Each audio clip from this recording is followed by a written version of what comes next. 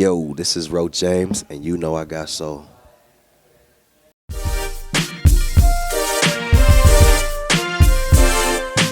You know I got soul here with Ro James. We're What's here up, man? in RCA Records, ByStorm. You signed with them recently. That's huge news for you.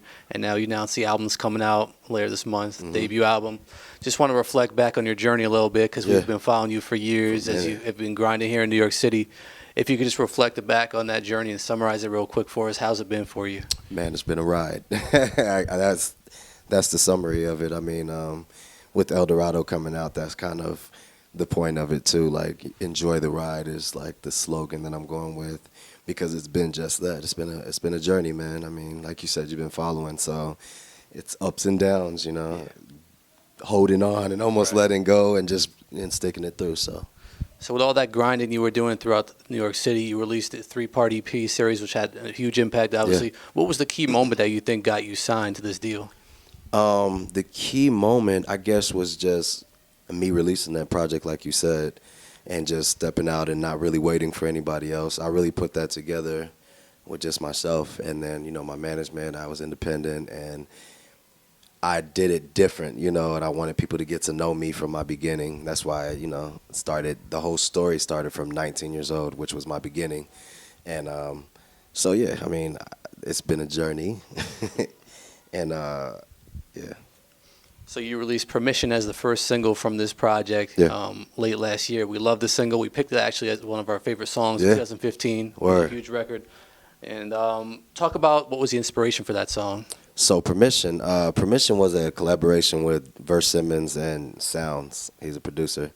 And Mark Pitts actually sent me that. He sent me the track. And he was like, I think this is going to sound good with your voice. And I was like, all right, let me take a listen to it. And I lived with it for a little while and went down to Atlanta, and we created it. And we just wanted to we wanted to have a little bit more finesse when it came to approaching women and how we talk about that approach in a song. You know, we always have the aggressive route, and so this time we wanted to have a little bit more finesse and, you know, a little bit more respect and a little bit more sexy. You know what I mean? So yeah. Got a real D'Angelo vibe from that. I know he's one of your bigger influences. Yeah, I hear that. So talk about the album a little bit. Eldorado, it's coming out later this month. What can we expect on there sonically? Is it, you know, your EP series was very raw and gritty. Is this going to be more polished? Is it going to be more of what we heard on there?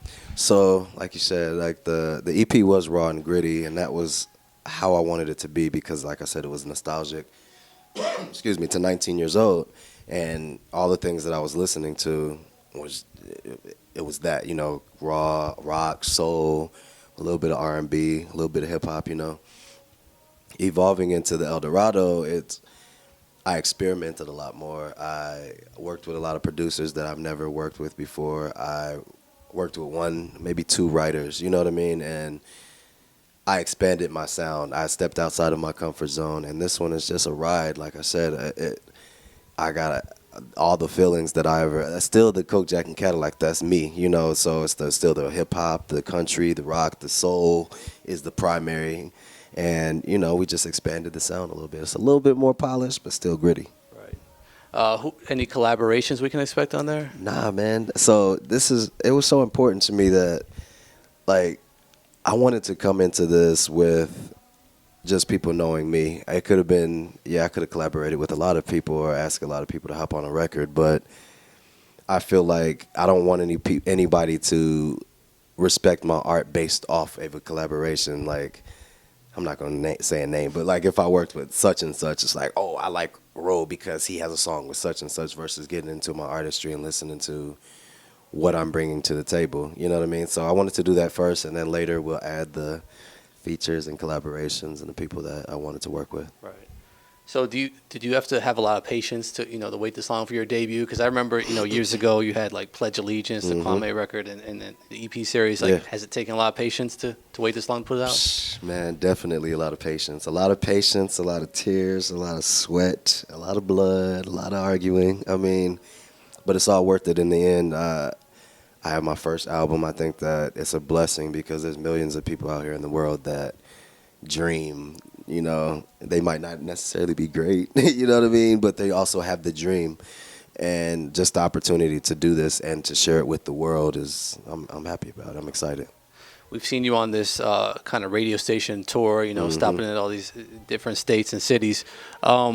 You're from a lot of different cities in your life. You moved all around reading your bio. So is there a city you associate with most, the one that you feel at home in the most? Man, I always feel most at home in New York, which is crazy. Indiana feels like home too, but I feel like everywhere that I go, it feels familiar because I've already been there. Like, I go to California, I've been there before. I know a lot of people there. But for me, all the places that I've been, even meeting all these different people on this radio tour, I meet some crazy people. I meet some very interesting people. I meet some really, like, inspired people, which also inspires me because, I make music and the aim is to inspire, but it's also like just to hear the people when you go out there and they talk to you and tell you how they actually feel about it in Wisconsin or somewhere, and you're like, wow, you know what I mean? It still penetrates. So, yeah. So I know that your aunt, I was reading your bio, sang for Prince, and he recently passed. Can you talk about the impact he had in your career and influenced your music? Prince? Yeah. Wow, Prince, he was a huge influence. I think that the first time I saw Purple Rain, it sparked in me like something, I don't even know how to describe what it did, but it showed me just a different approach on art and artistry, you know what I mean? So for me, growing up, looking up to him, I always felt a responsibility, like, to my artistry, like Prince would be proud of it. You know what I mean? Not to ever emulate what he did, but just to respect his artistry and just the way that he did it and how I can apply that to my life as far as individuality, being myself, applying all the things and the things that are going on in my life, family, friends, love into my music, and that's an emotional thing, and that's really what he did. He tapped into his emotions, and so he was a huge influence. And then my aunt sung Diamonds and Pearls, so just knowing that she was a part of that also inspired me, and it made me, want to go hard and really figure out what my thing was, you know what I mean? And so, yeah, Prince. I love sharing your story with other upcoming artists because we encounter so many, and we look at you as one of the ones who was able to keep grinding and never gave up and made it through. Yeah. So what do you think, like, if you were to now give advice to other artists who are on their grind, what would it be? Man, if I was to give advice to other artists, it would just be to stay true to yourself, man. I remember I have so many stories of people telling me that I wasn't as good as, or I should try this, or R&B is not out, R&B is not popular, maybe you should try some auto-tune. You could rap a little, maybe you should rap, or you know what I mean? Just so many things I was told, and I had to stick to my guns because I knew that what I wanted to do was different than what maybe you had heard of before. Maybe you never worked with somebody who was inspired by rock music and country music and hip-hop music, but his father was a pastor, so he's trying to balance that emotion and that feeling in there, but also hip-hop, you know what I mean? That's a lot. So for me to introduce somebody to that lane of music, and they would have discouraged me not to do it, And so my advice to anyone is to stay true to yourself, be an individual, don't follow anyone else's path. If you see something popular in music and a sound, find your own sound because that's what's going to make you stand out. If not, you're going to get splashed, and support yourself and invest into your music. If you're in quality, you have no reason to not have quality videos, quality sound with all of the technology. And I think that as a new artist, it's your responsibility to just dig into that and really execute your vision. And then just final question. I remember being at one of your shows at Highline Ballroom. It was an epic night. You brought the whole Jackets crew that you're affiliated with. Can we expect any other collaborations with them in the future? With the Jackets? Yeah. I mean, sure. I mean, I'm still cool with everybody. What I did was that was great, man. That kind of like set the tone, and that I believe was the thing that started the conversation, really. I mean, I had been going and having label meetings, but that is really what kind of solidified it because I put that together. That was like a vision of mine, and it actually happened, And so moving forward, I have so many ideas, man. Incorporating brands and just other artists and people that I met along the way now, and just putting them into the show and just, giving people a different perspective on art. Yeah. Anything you'd like to add?